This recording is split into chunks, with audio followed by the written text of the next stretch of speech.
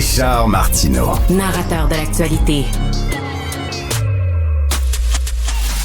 Est-ce que la loi 96, qui on le sait, était destinée à renforcer la loi 101, est-ce qu'elle est discriminatoire envers les anglophones et les allophones? Plusieurs anglophones le pensent. C'est le cas de la Task Force on Linguistic Policy qui demande aux députés libéraux du Québec de faire du lobby, de faire pression auprès du procureur général du Canada pour déclarer la loi 96 anticonstitutionnelle. Nous allons en débattre avec Nick Payne, analyste politique maison ici, et M. Andrew Cadell, qui est président du comité spécial pour la politique linguistique et qui est conseiller à Kamouraska. M. Cadell, premièrement, que vous parlez très bien français, expliquez-nous pourquoi, selon vous, la loi 96 est discriminatoire. Bon, je dois dire au début que moi, je vis en français ici à Kamouraska. Je joue au hockey en français, que mon travail comme conseiller, c'est tout en français. Et quand je déménageais ici d'Ottawa en 2020, je pensais pas à vraiment m'appliquer dans une cause comme ça. Mais en fin de compte, il y en avait quand la loi 96 était comme promue, comme qui était déposée dans l'Assemblée nationale, et on l'a regardé, il y avait des gens qui ont dit c'est bon pour le français. Alors moi, je pensais, bon, c'est bon pour le français, tant mieux. Ben, ça m'a fait, il n'y a pas de retombée sur moi parce que je suis bilingue. Bon, mes enfants sont bilingues, toute la famille est bilingue, alors pas de problème. Mais quand j'ai lu la loi et quand j'ai vu les clauses qui sont vraiment discriminatoires et quand j'ai vu qu'ils ont employé la clause non-obstant que la clause dérogatoire, bon, je pensais que ça valait la peine de se battre pour les gens qui n'ont pas l'accès aux services et qui ont vraiment besoin, qui ne parlent pas français. Et c'est comme le 20% des anglophones qui sont les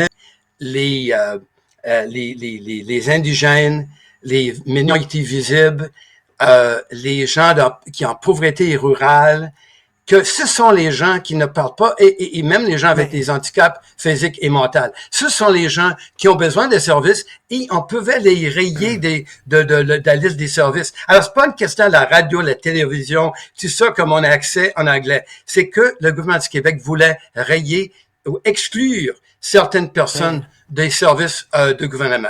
Nick, il y a des gens qui disent, à cause de la loi 96, les anglophones n'auront plus accès à des soins de santé dans leur langue, par exemple. Vrai ou faux? Ben, c'est faux. Là, on est dans la fausse nouvelle. Je comprends qu'on peut pointer du doigt tel ou tel témoignage de la belle-sœur d'un puis du beau-frère de l'autre, mais globalement, il n'y a pas un journaliste sérieux, par exemple, qui pourrait être neutre, même un journaliste de médias anglophones, je ne sais pas, qui est allé faire une enquête fouillée puis qui a déterminé qu'effectivement, on privait les anglophones ou des gens qui ne parlent pas français, à tout le moins, de services. Ça n'est pas arrivé.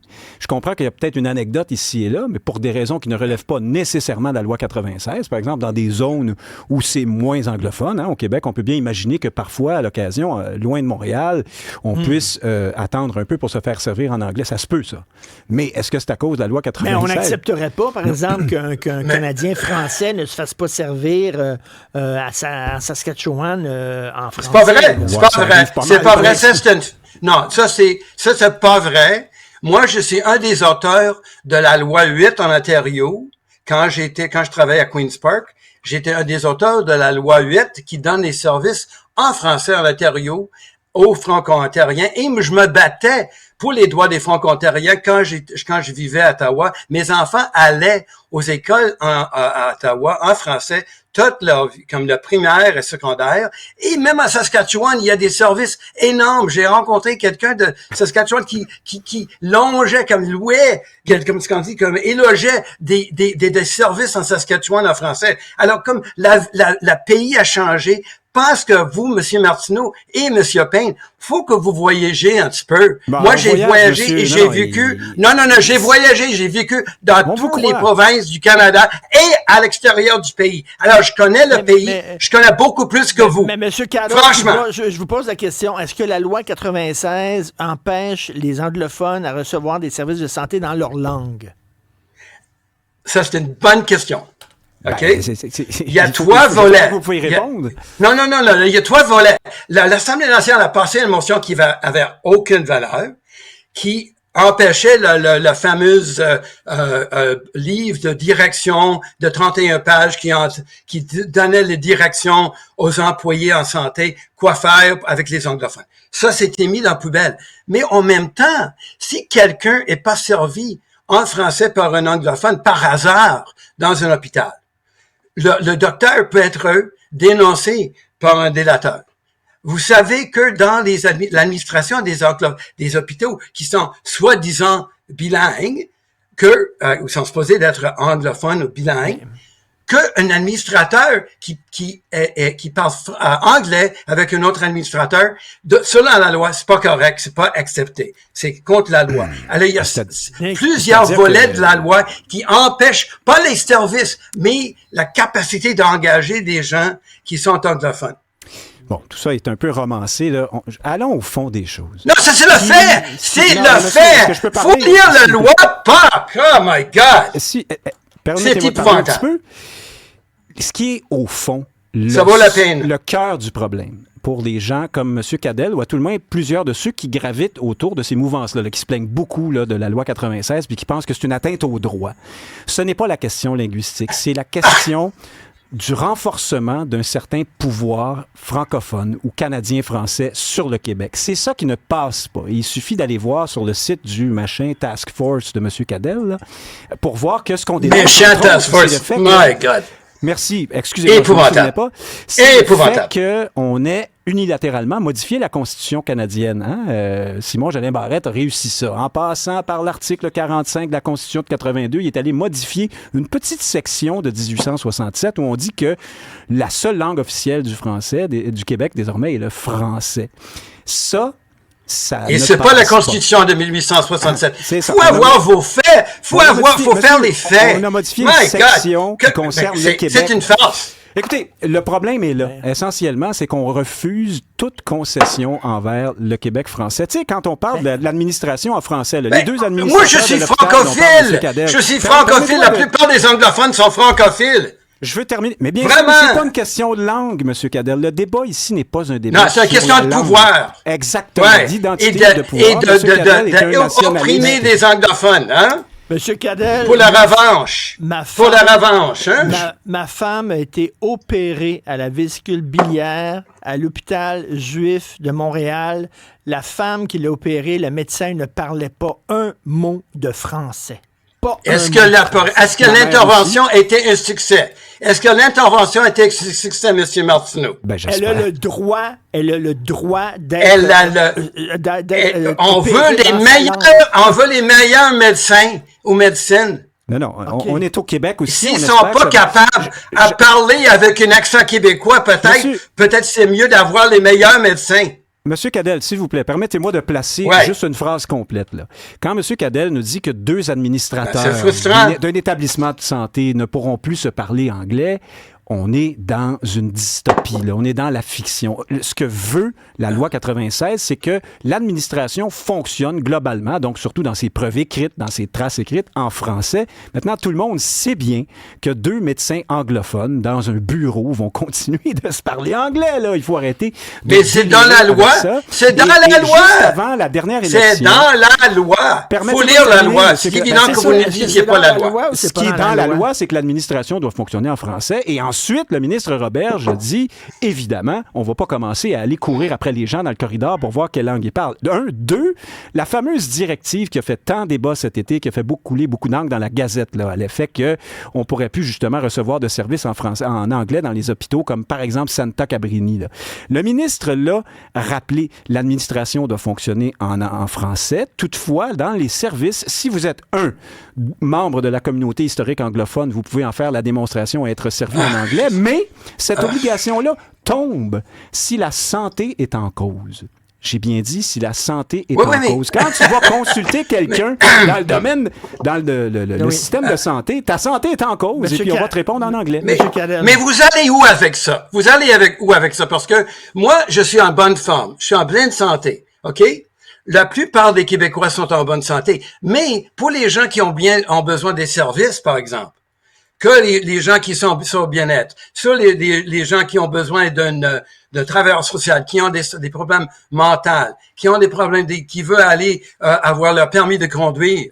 Tu sais, vous savez que ces gens-là, ben, s'ils sont pas anglophones historiques, et on parle de 500 000 Québécois de la langue anglaise qui sont exclus, que ça, c'est la discrimination. Vous parlez de ceux qui sont pas les anglos historiques, là, comme on dit. Mais pourquoi ceux-là seraient-ils tous mais c'est ridicule. Vous savez, écoute. Gemma Baines, OK, qui est un des leaders de communauté noire, est venue au Québec à 13 ans. Elle n'est pas anglophone historique. Mon père, qui est né au Canada, éduqué ici, allait en Écosse pendant 7 ans et revenait, n'aurait pas eu anglophone historique de statut. Mon fils, qui est éduqué aux États-Unis après être né et vécu jusqu'à 10 ans et revenait à Dawson et McGill, n'aurait pas le service en anglais. Écoutez-moi, vous ne connaissez pas la loi ou le statut. Cadel, on l'a lu, la loi. La question, c'est quels sont ces fameux droits des anglophones qui sont brimés par la loi 96? Les députés du Parti libéral avaient fait une tribune, une lettre là-dessus avant la dernière élection. Et puis, on leur a répondu, Antoine Robitaille, notre collègue, leur a demandé, mais quels sont ces articles de la loi qui briment vos droits et quels sont ces droits qui sont remis en cause? Il n'y a pas de réponse à ce jour. Monsieur Cadell, la loi il y en avait la loi 142, qui était la loi des services en anglais, qui était pendant les années 80 par le gouverneur Bourassa, qui était le modèle pour notre loi 8 en Ontario. On a travaillé avec... Monsieur Cadell, lorsque le gouvernement du Québec a dit « c'est faux », que les anglophones ne peuvent pas recevoir de soins de santé dans leur langue. Ils l'ont répété, c'est faux. Selon mais vous, ça, c'est pas la question. C'est pas la question. Non, parce que ça changeait. Il y en avait une directive de 31 pages, comment on traite les anglophones dans les hôpitaux. Ça changeait. Ils ont fait une déclaration. Mais en même temps, il y a 3 paliers qui empêchent le service en anglais dans les hôpitaux. Un hôpital anglophone est supposé d'avoir le conseil d'administration en anglais. Maintenant, à cause de la loi 96, n'est plus. Il y a pas à avoir des gens qui peuvent dénoncer les médecins qui parlent anglais avec eux, par hasard. C'est comme si on était dans une boutique sur la rue Sainte-Catherine. On n'a toujours pas de réponse à notre question, M. Cadell. Est-ce qu'il y a des anglophones quelque part mais les services de gouvernement sont beaucoup plus. Les services de gouvernement sont beaucoup plus que la santé. Comme Absolument. Si on veut faire comme une espèce de chose, un petit cadeau aux petits anglophones, à nos anglophones. Mais merci bien. Mais on est les citoyens. On est les citoyens à 100%. On n'a pas les citoyens à 50%. Quel droit avez-vous perdu et qui ne peut pas se faire servir en anglais au Québec, M. Cadell? On a des centaines, notre task force, le comité spécial, on a des centaines des plaintes des gens qui n'étaient pas servis dans les bureaux pour les permis de conduire, le SAC. On est dans d'autres SAC. On est la téléphone. Quand on dit si vous n'êtes pas anglophone historique, vous oui, et que c'est dans la loi 96. Et vous savez qu'avec les anglophones historiques, que quand on appelle la ville de Montréal ou Québec, où j'en fais quelque chose avec le Revenu du Québec, il dit si vous n'êtes pas éduqué en anglais au Canada, vous n'avez pas le droit de parler anglais avec nos agents. C'est ridicule. C'est une farce. C'est ridicule, sauf que c'est pas vrai. Il faut arrêter les fausses nouvelles. C'est vrai! Monsieur Cadell, permettez-moi. Faut marcher un kilomètre dans les chaussures de quelqu'un anglophone. OK, on a commencé avec M. Cadell, on va terminer avec toi. Et je souhaite à M. Cadell de ne jamais vivre ce que c'est que d'être un francophone au Québec et de effectivement, très régulièrement, ne pas pouvoir être servi oui, dans c'est sa langue. tellement difficile. Toute une panoplie de services. Et je vis en français ici, monsieur. Bon, écoute! On a tout compris, je pense. Alors, comme on dit en anglais ou en chinois, let's agree to disagree. We disagree on this one. D'accord. Oui. Alors, mais moi, j'ai les faits. Moi, j'ai fait mon argumentation sur la fait et que j'ai lu la loi 3 fois, 2 fois en anglais, une fois en français. Et puis, j'ai vécu ça depuis 3 ans. Et Monsieur Payne, il est quelqu'un qui n'a pas un empathie ou un sympathie pour ses concitoyens anglophones. Vous en savez rien. Alors, Nick Payne, merci. Vous êtes menteur à part de ça. Ah, ben là, par exemple, ça, c'est pas gentil. Mais c'est pas grave. Hein, on va s'en remettre. Ouais. Mais au moins, je vous voyais.